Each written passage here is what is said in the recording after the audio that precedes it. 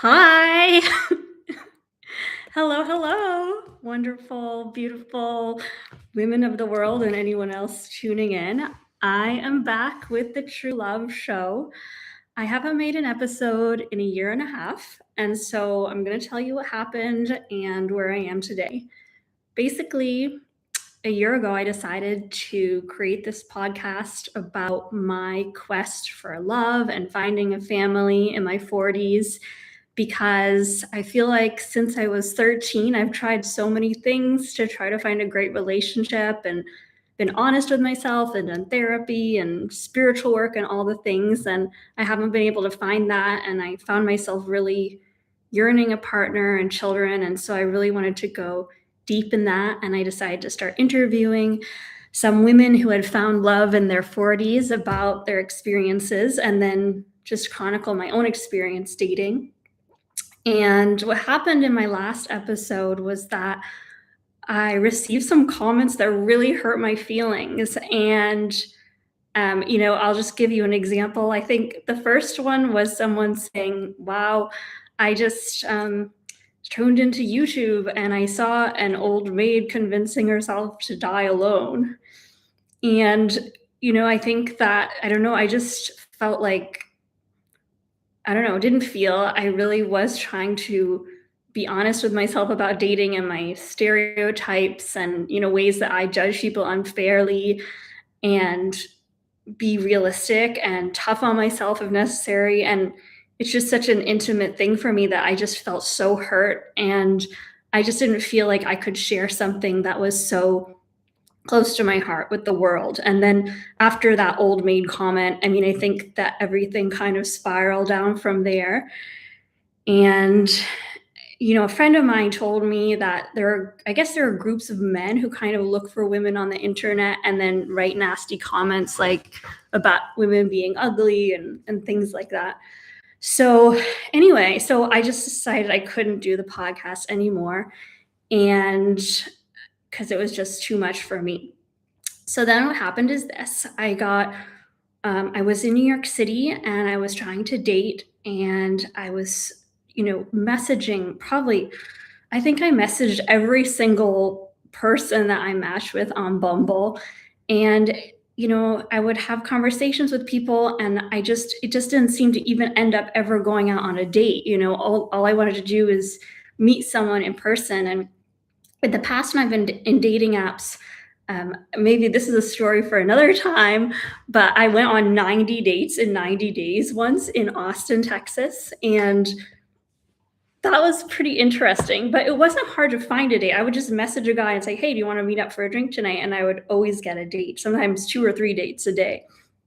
But this time I just couldn't even meet someone in person. And I wasn't interested in texting people online.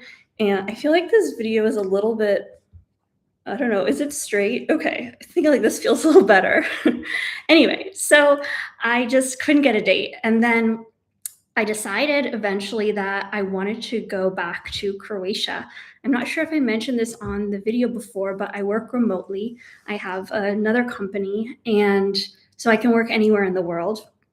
And I decided I had been to Split, Croatia before, and I decided to go back. I found it was kind of easier to meet people and just I feel the culture of dating was a little bit better in terms I just found men were a little bit more straightforward and asking women out and very respectful on the dates themselves.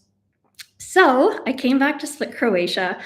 In the meantime, what happened is that I got a really bad dental infection and I had to get a lot of my tooth removed. So I wasn't really capable of going out and dating people very much at all because I had this tooth issue, which took 2 months to resolve. So basically, during this time, I got present to the fact that I just really, really wanted to have a child, and I would regret it so much if I didn't have a child. And for me, the goal has never been, oh, I want to just have a kid on my own. I always really, really wanted to have a child or two children with a partner. But because of my age, I felt like you have to make a choice. You're either never going to have your own biological children because you tried to meet someone and you didn't. So now it's the time to give up and just do it.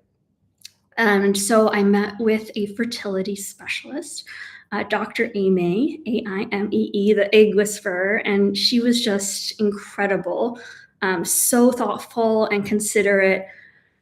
Considering like my age, I was really worried that someone was going to tell me like, just forget it, you're not going to have children. And in fact, I did call a clinic that I had gotten IVF with previously, and the doctor, he picked up the phone. He was kind of in a bad mood because his kids had a cold, and he basically is like, "Oh, don't even bother." Because I think a lot of these clinics, if you're older, they want to keep up their success rates, so they don't even want women who are older to try, because then that gives them a lower success rate and makes their clinic less money. And he was actually kind of rude to me and said, I mean, he gave me an idea that just seemed like a bad idea, which was that I should ship my frozen eggs to Greece from New York and have them fertilize them. And oh my gosh, like I just felt like that was such a bad idea. Like, I don't want to risk these eggs getting damaged in transit or something. So I decided I didn't want to go there. And I told Dr. Aimee, and she was just amazing. I mean, the whole consultation, it was 30 minutes. It cost $700, which was a lot of money for me, but it was worth every penny. I mean, after we met, she constantly emailed me through the whole process, and she was able to talk me through pricing and just all the things I wouldn't think of. I have a friend who I was thinking about potentially like trying to have a kid with who's gay, and she helped talk through that and even legal things that I didn't think of. And she was just so supportive. And she looked at all of my hormone levels and like how many eggs you have. And she said, basically, okay, at your age, you have a 10% chance of getting pregnant with IVF. And I think that you should do it, because if you don't do it, you're going to regret that. And I think that made a lot of sense to me. Then, the big problem is that IVF is very expensive, and I'm not wealthy at all. So I decided to find a clinic that I could afford. And my options were to go to, I was thinking about going to Prague. The thing about Prague is that if you want to get your IVF in Prague, it's really cheap compared to the States where it's $20,000, it's $5,000 there. But in Prague, you have to have signed a paper saying you have a partner. So a lot of people just fake it and they get a friend to sign the paper. Even they don't, I mean, I'm straight, but like even a lesbian woman has to have a male partner to do that in Prague, which I thought was a bit strange in 25 to have to do that. So yeah, wow. Whew, I'm a little bit even breathless talking about all this. I hope I'm not going too fast for you, and I hope I'm not giving you too many details. So I looked into going back to Greece. I liked my experience in Greece, although even though sometimes with these big international clinics, they can start to get a little bit messy and you can start feeling a bit like cattle. So I investigated the place that I went before, Serum, and then this new place, New Life IVF, because they had gotten really good reviews. And New Life, it just had a long waiting process. And then Serum, I had that weird experience with the doctor who was kind of rough with me and not encouraging. I mean, I understand they have to be realistic, but I feel like I don't need that discouragement in this process. So back to Dr. Aimee. I mean, she was just so wonderful through this whole thing. And I eventually ended up thinking, well, why not Cyprus? Because Cyprus is actually the place that has the legally, you can have a child up to age 50, which is not my case. I'm in my early 40s. But I thought, hey, maybe if they have experience with all these older women and doing IVF, maybe they're better at older women. And also Cyprus was kind of the same rates as Greece or Prague, which are around 5,000. I looked into Spain, which I really liked because it felt a bit more holistic, but they were a bit more expensive. So I ended up choosing a place in Cyprus. And I could say in my life, I do a lot of research, but I will count this as a mistake, this whole experience. I ended up in Turkish Cyprus. I had really no idea what I was getting into. I mean, I arrive, there aren't sidewalks, there are stray dogs running around. You can't get any vegetables in the grocery store. I mean, it's just like really not what I was used to in terms of living in a city. And somehow I didn't quite make the connection that how underdeveloped it was. Everyone at the hospital was really nice. But then when we got started with the process, there were some things, and this place had, 400, 500 five-star reviews from people coming from the UK and everywhere in the world. So I got there, and then a couple things started happening. They started the IVF process, and they had to give me a mammogram, but then I never really got the results of the mammogram. They were just kind of doing it as a formality. And then they started the process, and finally, I went to the point where when you go in to get your eggs collected, they have to put an IV in your hand, and they just couldn't get in my hand correctly, and they just kept stabbing, and I got really bad bruises, and every time I had to demand that I have a nurse that's capable of putting the IVF in correctly. So all this time I'm alone in Turkish Cyprus, far from my friends. I guess I just really didn't want anyone there, but I did have a WhatsApp group of some of my friends, talking to them and weighing in. Um, One thing I will say that's kind of funny about IVF, and I've experienced this both times I've been doing it. So you get all these hormones to stimulate your eggs, and during that process, first of all, my skin just looked amazing, and would feel so, so good. And I don't know why, but I just started feeling like attracted to every man I saw. I think it was kind of just all of these estrogen hormones in me. And what's funny is that I also was attracting a lot of people. I mean, you cannot be intimate when you're going through IVF. It's very important. But I would just say I kind of learned an important thing, which is that I guess being horny is a really good way to attract people.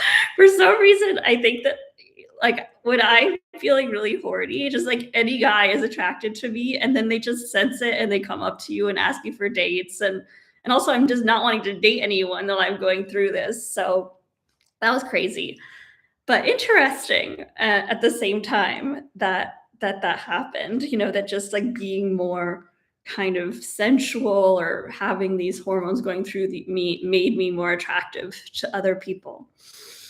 Okay, so I went through that, and what they did, I opted for a procedure where they test the quality of your eggs and the quality of the embryo. And I made two embryos the first time, and then they did something where they take more eggs mid-cycle. It's kind of a new procedure.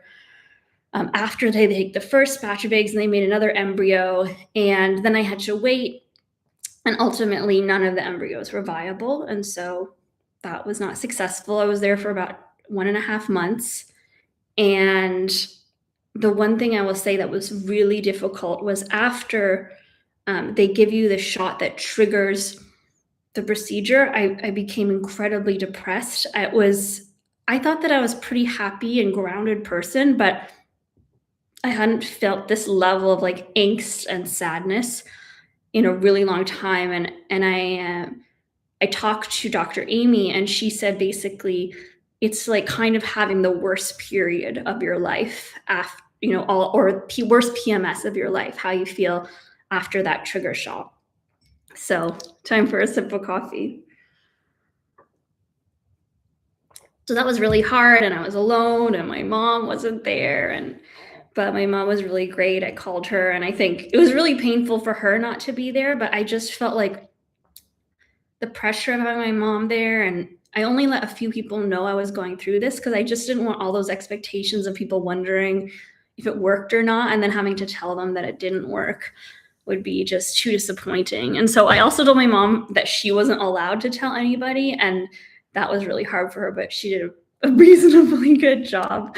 Not a perfect job in not telling people, because at least good enough for people not to ask me if it worked or not, which is, you just don't want to do that after you've had IVF. So the only other thing that was kind of amazing is that when I did just find out after these two attempts that didn't work, and I did this again a year and a half before I did it, was all I felt was like huge relief that I wasn't going to be pregnant alone, raising a baby alone. Like I didn't feel disappointed it didn't work. I felt relieved. So after that, I just think it took a really long time for my body to adjust and kind of reset. I went back and stayed with my mom I went a month to Naxos, Greece, and that was really lovely. One of my dear old friends said, like, why don't you go to Naxos? It's paradise. So I went there. It was really sweet. At this point, I was just really not feeling attractive at all. I was just even having motivation issues, kind of looking nice in the morning or anything like that. So I wasn't really thinking about dating. And then what happened? So, what happened next is that I spent my summer, I went to New York. I spent my summer with my mom, and then I decided to come back to Croatia. And then I think I got my vibe back. I was decided to take a train trip around Italy, and I took the boat from Ancona, from Split to Ancona, Italy. And while I was there, I was just kind of relaxing on the deck of the boat. And there were these two sailors behind me. And I said, hey, is there any internet on this boat? And one of the sailors came and started talking to me. He was so cute. And anyway, long story short, we ended up dating. It was really fun in the beginning, but we basically texted for a month while I was in Italy. And then I came back to Croatia, and we basically had kind of one short fling, and then he just disappeared. And then a week later, came back with this text saying, "Where are you?" with 5 million U's in it. So that was kind of Playboy. And then I almost immediately met someone else. Oh, by the way, I did do a fair bit of dating in Italy, but nothing ended up long term. I was mostly working on doing that on Hinge. And then I met this second guy, and I just went on Tinder. And I think on paper, he was just perfect. He was tall, handsome, just really fit, loved to bike, didn't drink. Um, he just was so into me. Like after the first day, he already wanted to be my boyfriend, and very quirky and weird, but also sweet. And I decided, I really want to take time to get to know him and not rush into intimacy, because the last experience had been not so great. And so then as we were dating, the whole thing was about a month. It just things started to get he started to behave in more of a more strange way. At first he told me that he was avoidant, and then he came to my house one day, and I'm not really going to tell you the details of what happened, but he did something that was really just we weren't intimate, and then he did something that was very shocking and kind of upsetting to me in like a sexual regard. And then he was very apologetic about it. And then he kept on kind of disappearing and coming back. And then at one point, he was calling me every day because he went to visit his mom in a village nearby. And then he just kind of lashed out at me that why was I calling him every day? And I was not even the one calling him. He was the one calling me. But then I called him out on it. And then he started just doing this reappearing, disappearing thing. I noticed that something was weird, like his profile photo disappeared from my phone. And then I messaged him and said, "Are you okay?" I thought maybe he had blocked me or something. And then he just randomly out of the blue said, "I've been feeling really suicidal, but now I'm better." And it just got very strange. And I felt like, okay, I knew that he had mental health issues, and I don't have any issue dating someone with mental health issues. I have a lot of empathy for that, especially, if you're going to treatment, getting medication. But there was just something that felt not right. And then after that, that was a little bit disturbing, just someone to answer a text. Like, I mean, he didn't even just say he said he and his mom were feeling suicidal, but now they weren't. It was uncomfortable. And so then I guess I noticed that his photo came back on WhatsApp, and then it disappeared again. And at that point, I was just like, I'm done with this. I will say, my friend, who is one of my best friends from Amsterdam, came and visited, and we talked about what happened in my house and next, and his text. And she just said, you have to end this. Because I really do like to hold myself accountable, because I don't want to just be so picky I'm not able to find someone. But I think that sometimes when friends can step in and see a situation, what's going on. So anyway, I haven't really been dating in about a month. or 2, and at this point, I feel very frustrated and disheartened. I just don't even really know if what I'm looking for is possible. At this point, I haven't really ever been in a loving long-term relationship, and I feel like I just went on Tinder and Bumble and all the apps, and I couldn't even really find someone who I was interested in dating. I tried to do a manifestation yesterday about my ideal partner, and I didn't even know how to answer the questions about, what's he like? What does he look like? I mean, I think what I want essentially is what's between us. What I want in a partner is love and truth and caring between us and health between us. And in some ways, I feel like I know it when I'll see it. I just want someone who's kind and intelligent and funny and really understands my sense of humor. And I just don't even know where to start. So I'm starting here. I'm just putting this out there to the world, and I don't know what's the best place to begin. I think I'm going to try to have some dating coaches on the show and ask their advice, but I don't want to give up. I don't know what's in the works for children with me. I don't know if I'm going to try IVF again.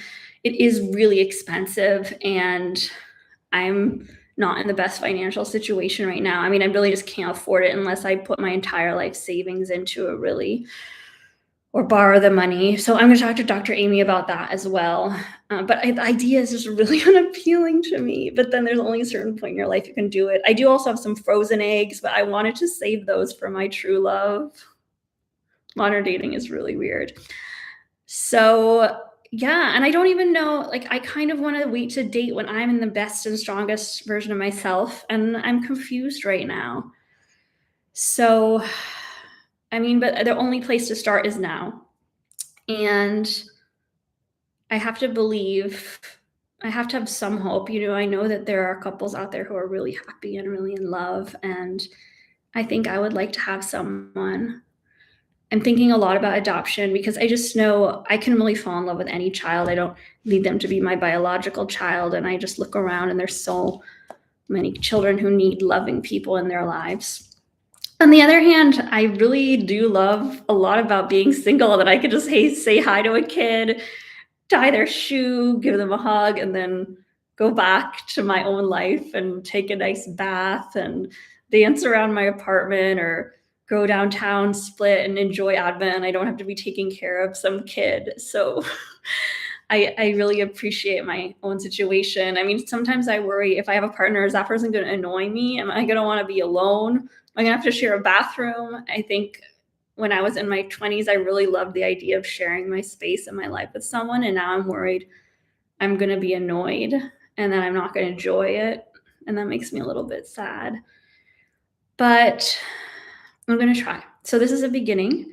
And I created this show with the intention of helping myself and helping other women who are going through something similar to me find love. And so let's see what we discover together.